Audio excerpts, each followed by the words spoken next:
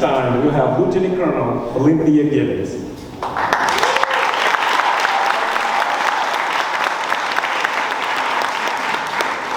Trying to make sure I keep myself on time. For those that don't know me, I am Phylinthia Gibbons, and I think I'm the only one that is currently still in the National Guard. At this time, if I'm not mistaken, and I remember correctly, I am currently the highest ranking African American female in the Arkansas area.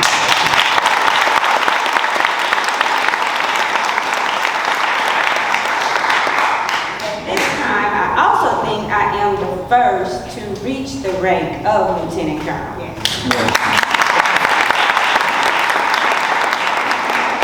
I have 36 years in the National Guard, and the reason I have so many years is because I was enlisted for 10 years.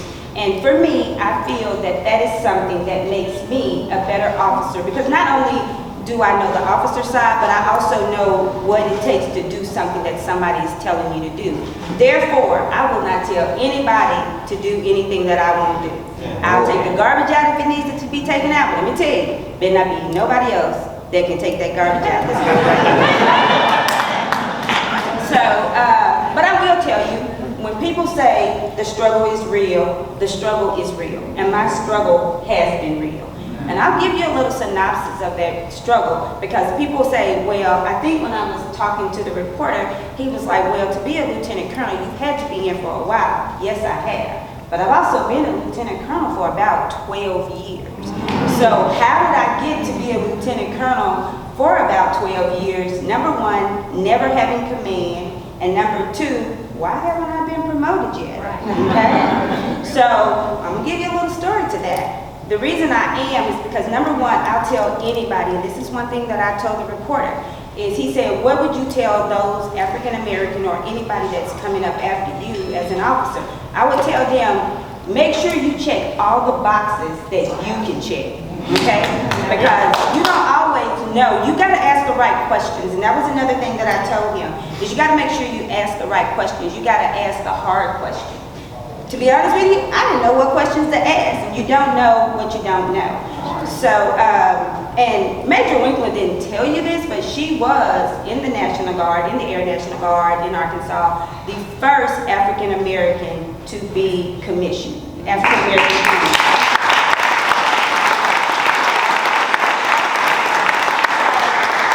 We're clapping for that, and that is awesome for her. But she did not get commissioned until 1994. Okay? So I came in, 1993, I'm sorry. So I came in 4 years later. So for 4 years, she was the only African American female. So then I came in and I got commissioned. And I'll be honest with you, I felt that a lot of the work, I was tired of dealing with people, and I said, when I get my 20 years in, deuces, I'm out. But she told me, she said, once I made major, she said, you've got to make lieutenant colonel. She told me that. And I'm acting like Maggie, my mom, and I'm doing what she's saying. And I held on, and I struggled, and I took air command and staff, which is what you got to have to make lieutenant colonel. But then there are, I read somewhere and it said, don't let racist white people take away those dope white people. And so I met a lot of dope white people in my military career. And some of those people, which was Colonel Kenny, and he's General Kenny now, because I've been at the 189, which is where I started. I went to the 188 as their Inspector General. Then I came back here to Joint Force Headquarters, and now I am the commander for marksmanship on the air detachment. And General Kenny told me, he was colonel at that point, but one thing he told me is, Phylinthia, I need you to set yourself up for success. And in order to do that, he told me, you need to get your master's. So guess what? I went back to school and I got my master's. Didn't let the military pay for it, I paid for it. Okay? So then he told me, you need to complete War College. Guess what I did? I completed War College. Okay? So now I've checked off all the boxes that Phylinthia could check off. All the boxes that Phylinthia was responsible for. People will continue to tell you that your military career is in your hands. I beg to differ. Because now my military career is not in my hands. My military career is in those that can get me to the next step, okay?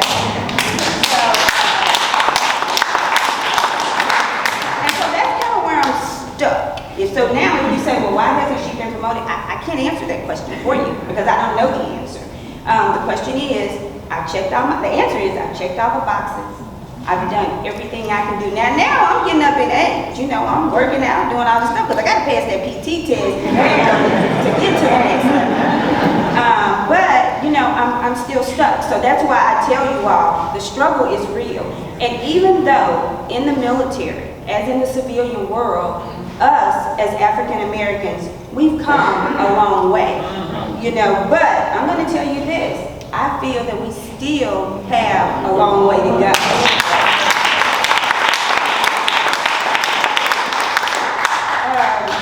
And so, you know, I give this example. If you ask my mother, have we come a long way? My mother, who had to go to the back door to get food, she couldn't go to a restaurant through the front door. I've never, ever, my mother's going to tell you, oh, we have come such a long way. Me, myself, I never went to the back door. I graduated from Little Rock Central. I took honors courses with my Caucasian friends at Little Rock Central, okay? So for me, we have not come quite as far because I never saw that part of the struggle. But my military struggle is real. And I'm kind of going to end this with 2 points. I only feel that I have failed in my life 2 times, okay? And your definition of failure and my definition of failure may be different.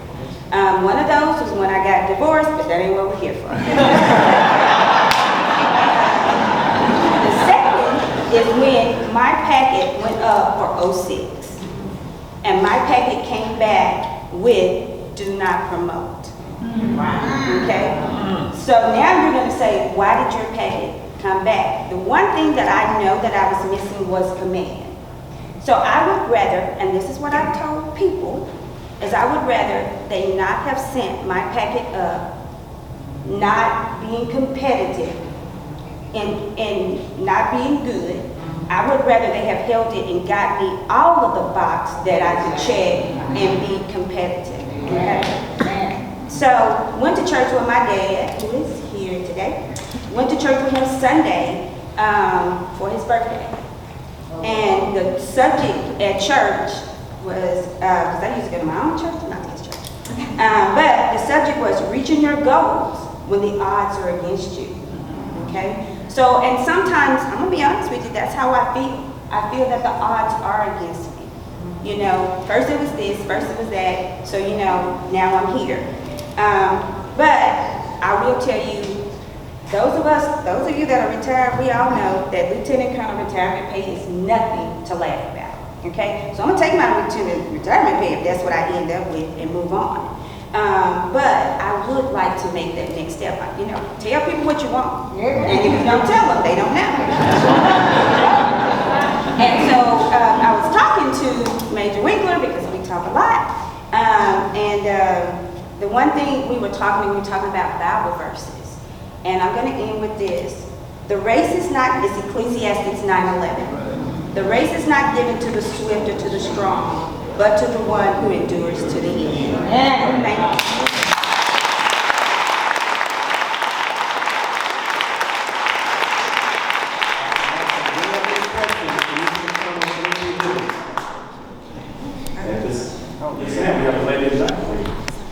What would you tell your younger self? What would I tell my younger self?